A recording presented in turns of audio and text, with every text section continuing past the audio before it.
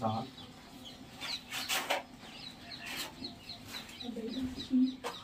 के साथ एक तिर्यक रेखा द्वारा निर्मित कोण। यानी हमारा जो पॉइंट है कि दो रेखाएं दे रखी हैं। मान लो बेटा इस तरीके से दो रेखाएं दे रखी हैं, एक ये एल रेखा है और एक ये एम रेखा है। इस एल और एम रेखा को कोई एक तिरछी रेखा इस तरीके से काटती है, जो रेखा मान लेते हैं पी रेखा है। ठीक, अब हमें यहाँ से ये पता करना है कि बेटा ये कुछ कोण बन रहे हैं इस तरीके से। ये जो कोण बन रहे हैं, इन कोण को हम क्या कहते हैं?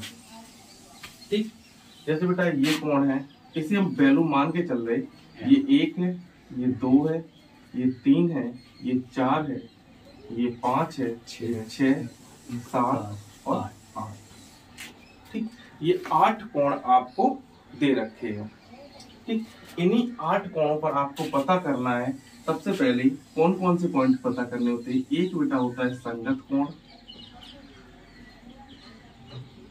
ठीक, दूसरा पॉइंट होता है बेटा अंतः कोण, ठीक, और तीसरा पॉइंट होता है बेटा एकांतर कोण, और एक पॉइंट हम लेके चलेंगे बेटा शीर्षाभिमुख कोण,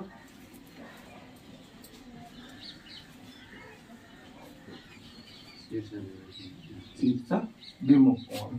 शीर्षाभिमुख कोण को हम बेटा पिछली यूनिट में भी पढ़ चुके हैं, क्योंकि दो तिर्यक यानी दो रेखाएं जब एक दूसरे को एक प्रतिच्छेदी बिंदु पर काटती हैं, जैसे बेटा इस तरीके से कोई रेखा है, तो इस तरीके से बनने वाले कोण बेटा क्या कहलाते हैं? शीर्षाभिमुख कोण कहलाते हैं। ठीक, इसमें बेटा कंडीशन क्या होती है? आमने सामने के जो कोण होते हैं वो आपस में कैसे होते हैं? बराबर होते हैं। ये कोण इसके बराबर होगा, ये कोण इसके बराबर होगा, ऐसे कोण शीर्षाभिमुख कोण कहलाते हैं। ठीक, हमें यहाँ पर पढ़ना है कि संगत कोण और अंतः कोण कौन कौन से होते हैं। तो अंतः शब्द से ही बेटा हमें समझ में आ रहा है कि अंदर की ओर बने हुए कोण हमारे क्या कहलाते हैं बेटा? अंतः कोण कहलाते हैं, यानी एक ही ओर के अंतः कोण कहलाते हैं। ठीक, एकांतर कोण बेटा कौन से होते हैं? यानी एक के अंतर के बाद जो कोण मिलता है हमें, वो एकांतर कोण कहलाता है। हम बता रहे थे आपको कि संगत कोण, पहले हम इसी को लेके चल रहे हैं। संगत यानी कि एक साथ एक ही ओर के बने हुए कोण आपके संगत कोण कहलाते हैं। यानी कि जैसे मान लो बेटा एक तिर्यक रेखा द्वारा, ध्यान रखना बेटा, जैसे बेटा एक तिर्यक रेखा के द्वारा दो समांतर रेखाओं को यानी दो रेखाओं को जब काटा जा रहा है, तो एक ही ओर के कोण जो कोण बनते हैं वो आपके संगत कोण कहलाते हैं। जैसे बेटा कोण 1 और कोण 5, ठीक, कोण 2 और कोण 6, कोण 3 कोण 7, कोण 4 कोण 8। ये सब कैसे कोण कहलाएंगे बेटा? संगत कोण कहलाते हैं, क्योंकि एक ही ओर के ये कोण होते हैं। ठीक, इसके बाद बेटा हमने बात की अंतः कोण की। अंतः कोण क्या होते हैं बेटा? अंतः कोण एक तिर्यक रेखा के द्वारा अंदर की ओर जो कोण बनते हैं वो बेटा तिर्यक कौन से अंतः कोण कहलाते हैं। जैसे कोण 4 कोण 5 कोण 3 कोण 6। यहाँ पर लिख भी देते कि कोण बन किसका संगत है बेटा? कोण बन जो है बेटा वो कोण 5 का संगत है। किसका संगत है? कोण 5 का संगत है। इसके अलावा कोण 2 जो है वो कोण 6 का संगत है। कोण 6 का संगत है। कोण 4 जो है कोण 8 का संगत है। कोण 3 कोण 7 का संगत है। इसी प्रकार अंतः कोण जो होते हैं एक रेखा के द्वारा जो अंदर की ओर कोण बनता है। बच्चों ये कोण, ठीक, और ये कोण अंदर का कोण है, ये कोण और ये कोण अंदर के कोण है बेटा। तो कोण 4 कोण 5 संगत है, सॉरी अंतः कोण है। तो कोण 4 कोण 5 ये अंतः कोण हो गए। ऐसे ही बेटा कोण 3 और कोण 6 ये अंतःकोण हो गए। ठीक, इसके बाद बात आती है बेटा एकांतर कोण की, यानी एक के अंतर के बाद बना कोण कैसा कोण कहलाएगा बेटा? एकांतर कोण। तो एकांतर बेटा कौन कौन होगा? कोण 4, कोण 6। ठीक, कोण 4 और कोण 6। क्यों? देखो बेटा यहाँ से अगर हम इधर से बढ़े, ठीक, तो ये कोण मिलेगा, इसके बाद हमें ये मिल जाएगा, या फिर इसी की ओर नीचे आए तो इस कोण के बाद हमें ये मिलेगा, यानी एक के अंतर के बाद जो कोण मिलेगा वो हमारा एकांतर कोण कहलाता है।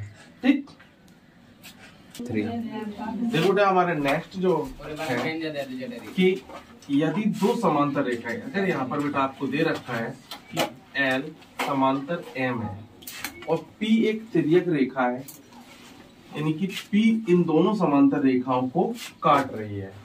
अगर ये बेटा रेखा काट रही है तो यहाँ से फर्स्ट पॉइंट जो हम नोट करेंगे वो क्या होगा कि एक ही ओर अंतःकोण, ये जो अंतःकोण होंगे अगर समांतर रेखाएं अगर इनको काट रही हैं तो बेटा इन दो कोणों आपस में कैसे होंगे? सदैव बराबर होंगे।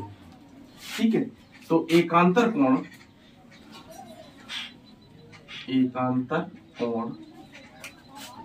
बराबर होंगे। कैसे होंगे बेटा? बराबर होंगे। कब बराबर होंगे? जब दो समांतर रेखाओं को एक तिर्यक रेखा काटती है तो ये कोण आपस में बराबर होंगे। तो हम लिख सकते हैं कि कोण 4 जो है बेटा वो कोण 6 के बराबर होगा। अगर बेटा ये एकांतर कोण है बेटा तो ये भी तो एकांतर कोण है, तो हम लिख सकते हैं कोण 3 बराबर कोण 5 होगा। ठीक, एक कंडीशन ये निकल के आई। दूसरी कंडीशन बेटा यहाँ से ही हम निकाल के देखते हैं कि जब दो समांतर रेखाओं को एक तिर्यक रेखा काटती है तो एक ही ओर के अंतःकोण, एक ही ओर के जो अंतःकोण होते हैं समांतर है, एक ही ओर के अंतःकोण संपूरक होते हैं। कैसे होते हैं बेटा? संपूरक होते हैं। संपूरक का मतलब होता है कि जिन दो कोणों का योग 180 अंश होता है, अर्थात यहाँ पर कह सकते हैं कोण 4 और कोण 5 का जो योग होगा वो कितना होगा बेटा? 180 अंश होगा। यहीं से बेटा अगर ये अंतर है तो बेटा ये भी तो अंतर है, तो कोण 3 धन कोण 6 बराबर कितना होगा बेटा? 180 अंश होगा। ठीक, फिर अगर दो समांतर रेखाओं, तीसरा पॉइंट बेटा हम यहीं से नोट करेंगे, अगर दो समांतर रेखाओं को एक तिर्यक रेखा काट रही है तो बेटा उनसे बनने वाले जो संगत कोण होंगे ये भी सदैव बराबर होंगे। तो हम यहाँ पर लिख सकते हैं तो संगत कोण बराबर होंगे। कैसे? कोण 2 के बराबर बेटा कोण 6 होगा। ठीक, कोण 1 के बराबर कोण 5 होगा, कोण 3 के बराबर कोण 7 होगा।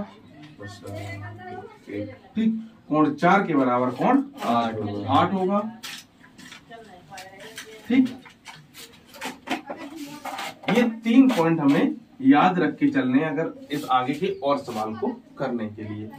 अगर बेटा यहीं से एक क्वेश्चन दे दिया जाए, इसी सवाल पर हम लेके चल रहे हैं बेटा, यहीं से एक क्वेश्चन दे दिया जाए कि L समांतर M है और इसके साथ साथ P एक तिर्यक रेखा है।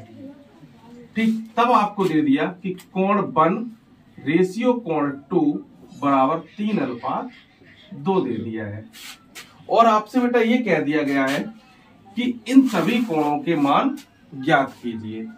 तब हम इन मान को कैसे ज्ञात करेंगे? ठीक, तो हम ये देखेंगे नेक्स्ट वीडियो में।